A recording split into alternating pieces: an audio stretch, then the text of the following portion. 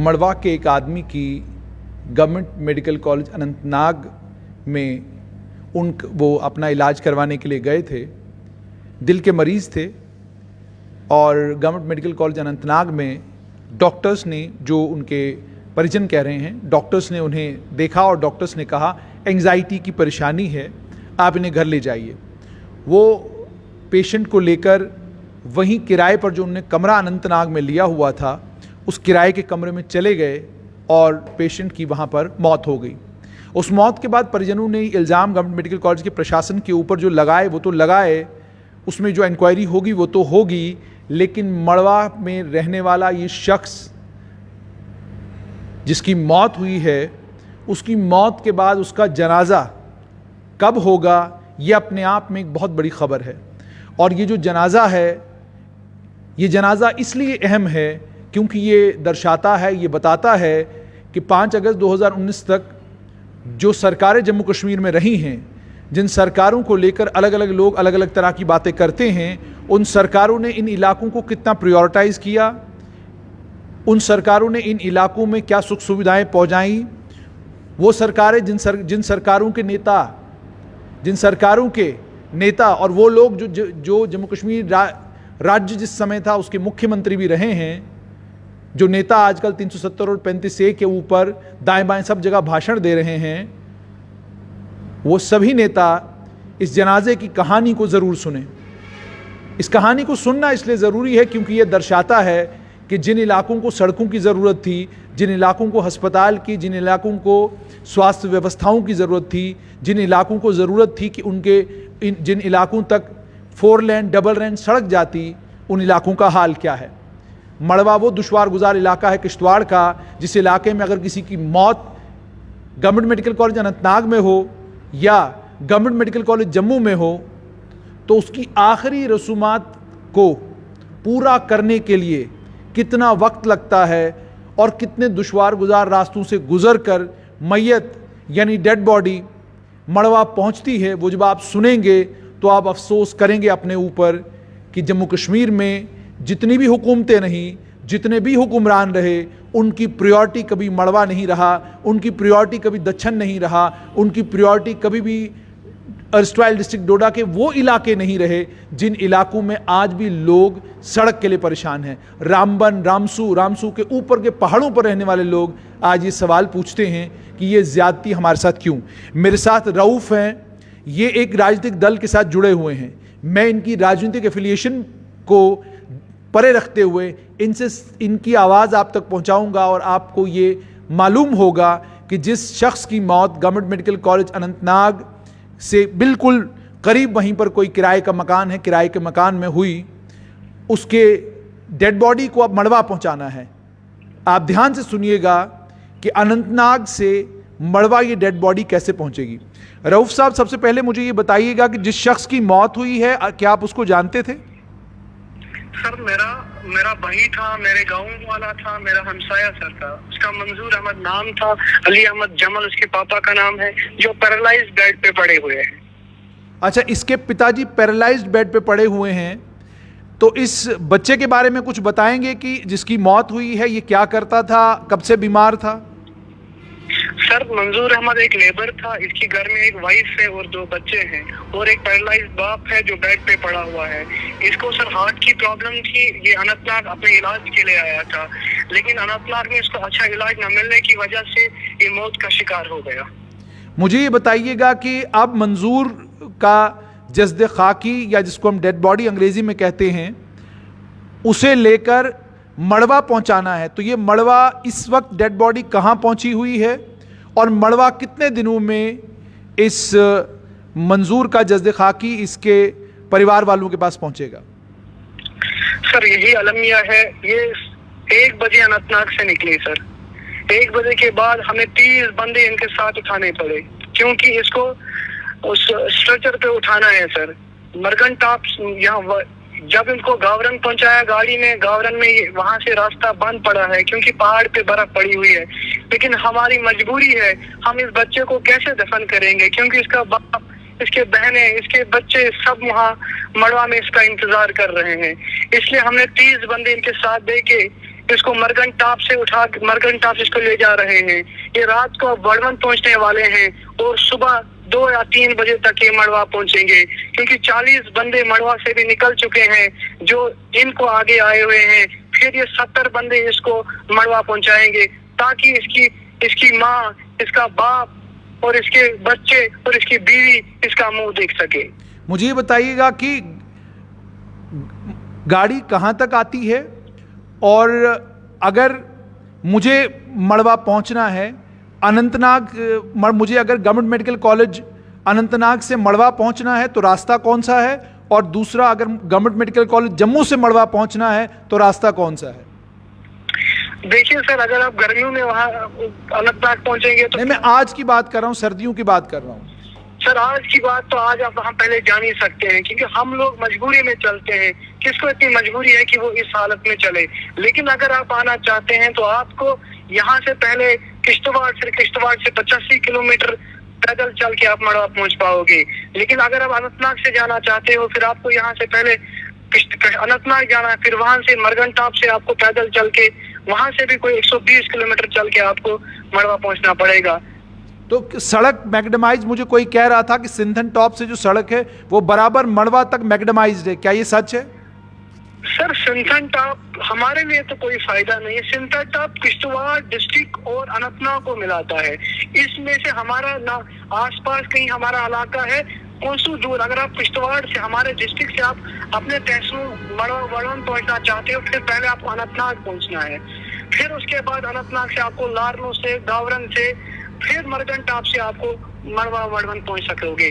मरगन top अभी यहाँ से मैग्डमाइजेशन गावरन से शुरू हुआ है, लेकिन अभी मसा टॉप के नीचे तक हुआ है। आप मुझे बताएं, 7 महीने रास्ता बंद है सर, कि उस टॉप, ब्लैक टॉप का हमें क्या बेनिफिट है? रास्ता ही नहीं है तो बेनिफिट क्या हो सकता है? नहीं, आप कह रहे हैं कि ब्लैक टॉप नहीं है, तो मुझे ये बताइए, ये जो ब्लैक टॉप है ये सिंगल लेन रोड है, ये डबल लेन रोड है, ये है क्या? ये एक खस्ता हाल रोड है, सिंगल लेन रोड है और खस्ता हाल का शिकार है। ये सिर्फ 4 या 5 महीने के लिए होती है सर। आज हमें गाड़ी वहां से नहीं जाती है। आज हम बाई फुट अपने जानों पे खेल के, पहाड़ पे चढ़ के, बर्फ से पार करके हम वहां जाते हैं। तो मुझे ये बताइएगा, जैसे आप कह रहे हैं कि बाई फुट आपको जाना पड़ता है, अब मंजूर का जनाजा कल कितने बजे होगा? मंजूर का जनाजा कल शाम तक हो सकता है, क्योंकि अगर आज रात को भी ये चलेंगे, सुबह दिन को भी ये चलेंगे वड़वन से, फिर शाम तक ये मड़वा पहुंचेंगे, फिर शाम के बाद ही इसका जनाजा पॉसिबल है। अच्छा, तो मुझे कोई ये भी बता रहा था कि आपको अगर बाई रोड मड़वा जाना है तो वो सारा रास्ता जंगल के बीच से है, और जंगल में भी वो रास्ता कच्चा है, पक्का नहीं है, क्या ये सच है या कोई गप मार रहा है? नहीं सर, बिल्कुल कच्चा रास्ता है, बिल्कुल कच्चा रास्ता है। इसमें कोई पक्का रास्ता आपको कहीं नहीं मिलेगा, क्योंकि अभी ये 20-25 सालों से रोड बन रही है। 2002 से ये रोड बन रही है, लेकिन अभी तक वहां से भी मुकम्मल रोड नहीं हुई है। वजह क्या? 19 साल हो गए, सड़क बन क्यों नहीं रही?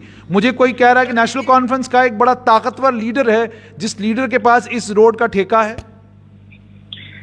सर मुझे तो ठेकेदारों का नाम नहीं पता है, किसको ठेका है किसको ठेका नहीं है, लेकिन मैं आपको ये बात बताना चाहता हूँ। तभी मैंने कल प्रेस क्लब में आंखों पे पट्टी लेके धरना दिया कि हमें एक मुकम्मल ऑल वेदर रोड चाहिए। यही रोना, क्योंकि हमारे नौजवान ऐसे ही पता नहीं लापता होते हैं। कोई पहाड़ पे मर जाता है, कोई श्रीनगर में मर जाता है, कोई जम्मू में मर जाता है।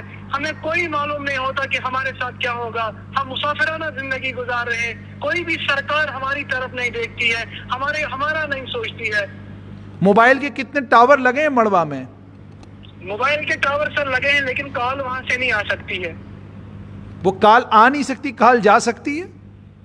सर कॉल जा भी नहीं सकती है। कभी कभार अगर मैसेज वगैरह कहीं आ गया, 10 या 1000 बार फोन मिला के अगर फोन लग गया तो पॉसिबल है, अदरवाइज ऐसे पॉसिबल नहीं है सर। लेकिन हुकूमत ने तो पिछले दिनों बड़ा ढोल बजाया, कहा कि हमने टावर लगा दिया मड़वा में, अब मड़वा के लोग पूरी दुनिया के साथ फोन पर बातचीत करेंगे।